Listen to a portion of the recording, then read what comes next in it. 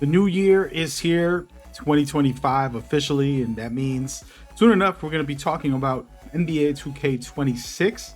But before we do, I wanted to touch on the 2025 experience and get into a couple things. I made a video about the NBA, and I also related it to NBA 2K as well. And the topic was basically how things have changed, and they've changed for the better or worse, regardless on which side you personally sit on. They have changed, and that's fact. Opinions are whether you like the NBA shooting more threes, whether you're into the in-season tournament, whether you're into all of these other things that they've changed. Like the All-Star this year is going to be very different. Then I talked about NBA 2K. And I didn't dive too deep, but today we're going to dive a little deeper into the conversation in a more in-depth way to help people understand. NBA 2K, regardless of what year it was, is somebody's favorite game. There's a 12-year-old, a 25-year-old, maybe even a 35-year-old who thinks that whichever year you pick was their favorite year, the best year for 2K. And the truth is that is a subjective thing. Anybody has the right to feel what they feel. Maybe it was their best year because they got to play with their best friend. You know, they got to game for hundreds of hours and they got really good at the game, or whatever the case may be. It's different for different people why they like something. And then there's, of course, the general public who will argue with you about other people's opinions, kind of not really having a take. There's kids who are 12 years old right now saying 2016 was the best year, but they were literally 3 or 4 years old at that time or something like that. And it's like, hey, what do you know about 2016? And it's pretty crazy because I've seen this with my own eyes happen. And so today's topic is more about having the perception and perspective of all of these things and being able to take all of this with a grain of salt, thinking about what is best for the game. And that's the question the developers have to answer when they develop a game, and then we'll see what the community responds with. We've seen responses this year of people not liking the shooting because you can't shoot. Somebody like me, I was shooting in the 70s or 80s in previous years, pretty high up there. It took a lot of time and effort to get decent enough like that. To be honest with you guys, it's not something that's going to be for everybody. You have to really master your jump shot. But in this year, I am down between 55 to 65 and humbly, accepted that. And I'm not griping about shooting. I am feeling it, but I'm not going to complain that shooting is bad. And I just got to work on my game. And that's the way I like to do things. I'm basically adapting and then finding the fun that I could find within whichever 2K comes out. I've been playing since the original 1999 all the way up until now, where we are about to be in 2025. They're going to be releasing 2K26. Who would have thought? But with all that in mind, I've learned a lot, humbly become an experienced gamer outside of 2K as well. And I see the same kind of conversations happen within communities. And this next topic is going to be something that you might not like and it might frustrate you. And guess what? Good. I want you to get frustrated. I want you to feel some kind of way and maybe click away from this video if that's how you go. But the truth is, you're probably part of the problem on why 2K is in the state it is.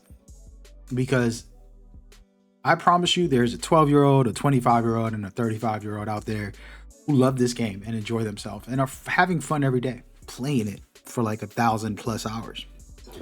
I have 500 hours and I've had some fun with it.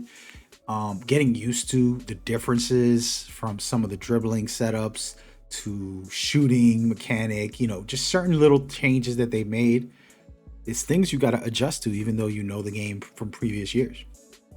And by the way, you're watching footage from week 1. This is my original first build, playing in the ranked mode called Proving Grounds.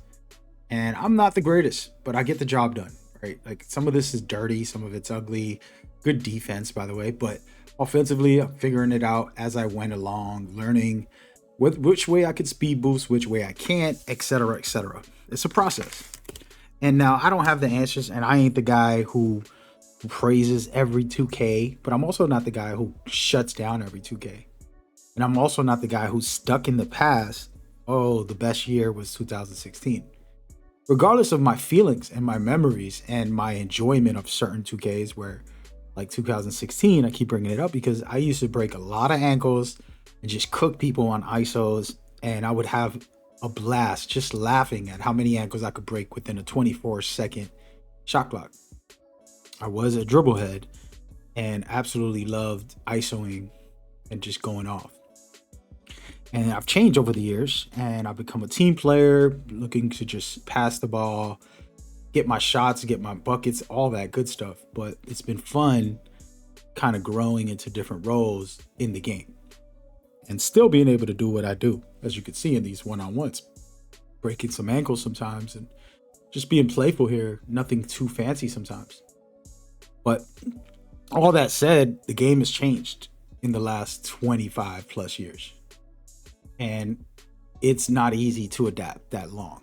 And the biggest problem is you. And what do I mean by that? Why did I bring all this up? Is because it's people like myself who are older, who's experienced the game in a certain way and loved it in that way and was like really good at it in that way. You know, I was a top player, I would say. And now I'm decent, I'm good, I can give you some work, but that doesn't mean that I'm at that same level like it used to be. I don't play it in that extreme every single moment, every day like I used to. And so then I'm going to devalue this game if I was to go off of my thoughts or feelings and just say 2K25 ain't it for me. You know, I don't feel the same like I used to. I'm not breaking as many ankles. People are not dropping to the floor as often in this game. No matter how good of an ankle breaker activator you are, you're not going to get as many as you did in the old days. And unfortunately, I have to accept that. Just like in the real life NBA, I got to accept that. And the problem is people are out here making content. They're posting up on social media. They're on YouTube and talking about the game's dead. It's the worst game. Oh, it needs to be saved. We need to go back to this old game or whatever the case may be. And they don't take into account that there's some people out there by the thousands that are just really enjoying this. And this is their first year really getting into 2K, learning the dribbles, learning the gameplay, learning mechanics, and getting actually good and enjoying it tremendously, having fun with their friends. They're making best friends out of this game.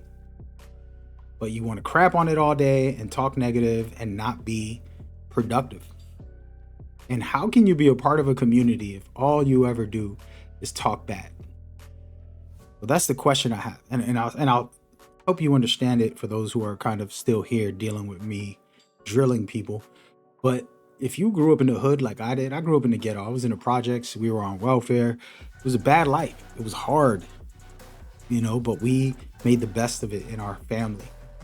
We were happy. We had our little Thanksgiving with our little food, and we did what we had to.